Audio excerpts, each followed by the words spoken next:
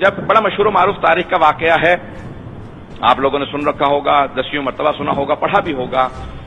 اور نادر شاہ درانی کا جو واقعہ بادشاہ تھا، افشاری بھی کہا جاتا ہے ایران کے اندر، جو مشہد مقدس میں جس کی قبر ہے.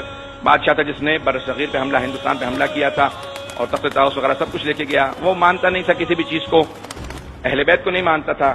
امام رضا علیہ السلام کے اس نے صرف روضے کو دیکھا تھا. جب دیکھا تو اس نے دیکھنے کے بعد کہا یہ کس کا روضہ ہے؟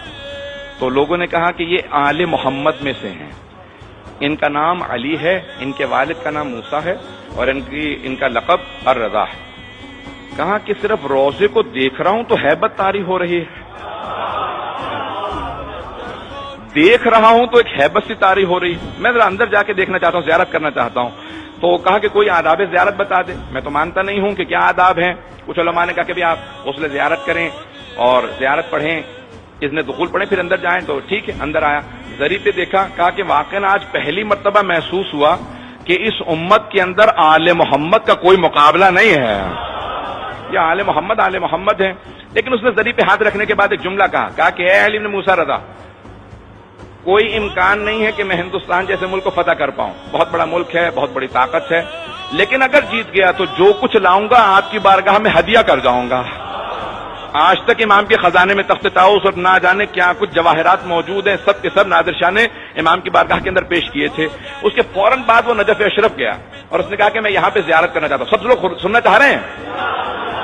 جب وہ نجف اشرف پہنچا تو اس نے فوراً سوال کیا، اپنے گھوڑے پہ سوار تھا، کہ میں گھوڑے پہ سوار جاؤں زیارت کے لیے یا میں گھوڑے سے اتر جاؤں؟ تو اب کچھ لوگ مولا کے چاہنے والے تھے، کچھ میں نے کچھ نہیں کہا ہے، تو کچھ چاہنے والے تھے. بہرحال انہوں نے کہا کہ نہیں آپ گھوڑے سے اتر جائیں، کچھ نے کہا کہ نہیں آپ گھوڑے پہ سوار جائیں. تو کہا کہ نہیں، اختلاف کیوں ہے آپ لوگوں میں؟ تو ایک نے کہا کہ بھی وہ بادشاہ تھے، وہ اپنے زمانے میں خلیفہ تھے، وہ انتقال کر گئے ہیں، شہید ہو گئے ہیں، اب آپ ابھی بھی بادشاہ ہیں تو گھوڑے پہ سوار جاؤ. اس نے کہا نہیں، اب جب اختلاف ہو گیا تو قرآن کھولو، جو قرآن کی فعال مجھے بتائے گی تفاعل بالقرآن کر لیا جائے، قرآن سے استخارہ کر لیا جائے، جو قرآن کہے گا اسی پہ عمل کروں گا. تو ایک مرتبہ اس نے ایک عالم کو بہت مانتا تھا کہ ذرا وضو کر کے فوراً میرے لیے قرآن کھولے. انہوں نے قرآن کھولا تو آیت نکلی فَخْلَعْ نَعْلَيْكَ يَا مُوسَىٰ اِنَّكَ بِوَادِ الْمُقَدَّسِ طُوَىٰ. اے موسیٰ تم وادی مقدس میں آ گئے ہو، جوتے اتار دو، اپنے نالین اتار دو. بس جیسی ہی آیت نکلی فوراً نادر شاہ اپنے گھوڑے سے اترا. کہا کہ گھوڑے پہ سوار تھا، یہ آیت نکلی ہے. پھر کہنے لگا کہ نہیں، یہ تو حضرت موسیٰ سے کہا ہے کہ اپنے نالین اتار دو، جوتے اتارے. کہا اتنا کافی نہیں ہے، وہ نبی تھے، میں ایک گنہگار ہوں، انہیں کہا گیا ہے یہ قرآن کی آیت ہے. تو اس نے ایک جملہ کہا میرے گلے میں ایک زنجیر ڈالو اور میں زمین پہ آ جاؤں گا، ہاتھ بنا کے چلوں گا، بس علی کی بارگاہ میں جا کے باندھ دینا اور کہنا یا علی آپ کا ایک جانور ملنے کے لیے آیا ہے. ممبر کے احترام میں اس لیے میں نے لفظ نہیں کہا تاکہ کوئی محسوس نہ کرے کہ میں نے توہین کیا. اور اس نے کہا کہ یا علی آپ کا ایک جانور آپ کی بارگاہ میں آیا، اگر قبول کریں. جیسے پہنچا اس نے زیارت کی، بہت رویا. جب باہر نکلا اس نے ایک صحن ہے مولا کے باب توسی جہاں پہ ہے وقت گزر رہا ہے، وہاں پہ اس نے دیکھا کہ بہت سے لوگ زمین پہ بیٹھے ہیں، کسی کی آنکھ نہیں ہے، کسی کا ہاتھ نہیں ہے، مختلف لوگ جو ہے معذور. کہ یہ کون لوگ ہیں؟ کا شفا لینے آئے ہیں. کہ میں ان سے ملنا چاہتا ہوں. ہادی کون ہوتا ہے؟ ہدایت کیا ہے؟ ان سب چیزوں میں عقیدت کس حد تک ضروری ہے، اس بات کو پیش کر رہا ہوں.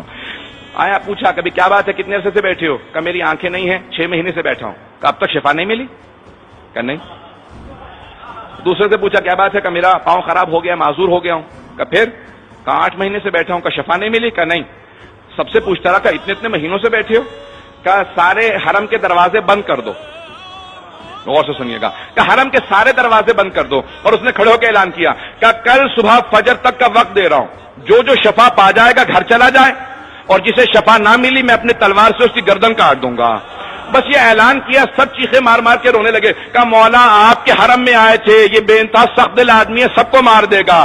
صبح اٹھے اس نے کہا ایک ایک آدمی کو خود اپنی آنکھوں سے دیکھوں گا، کسے شفا ملی کسے نہیں ملی. جسے دیکھتا تھا شفا یاب تھا،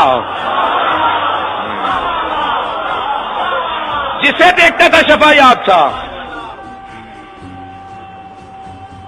وقت نہیں ہے. وقت نہیں ہے جانے گرامی کا جسے دیکھتا تھا شفا یاب تھا. جو بات پیش کرنا چاہتا ہوں کہ تیری آنکھیں کیسے آ گئیں؟ کہ مجھے نہیں معلوم, 6 مہینے سے بیٹھا تھا, آج رات آنکھیں ملی. سب شفا یاب ہو گئے, سب چلے گئے. اس کے لوگوں نے پوچھا یہ سب شفا یاب کیسے ہو گئے؟ اتنے مہینوں سے بیٹھے تھے.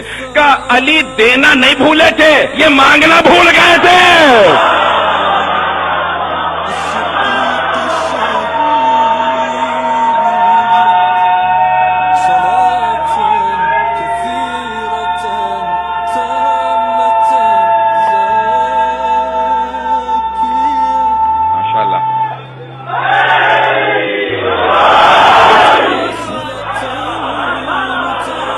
علی دینا نہیں بھولے تھے, یہ مانگنا بھول گئے تھے.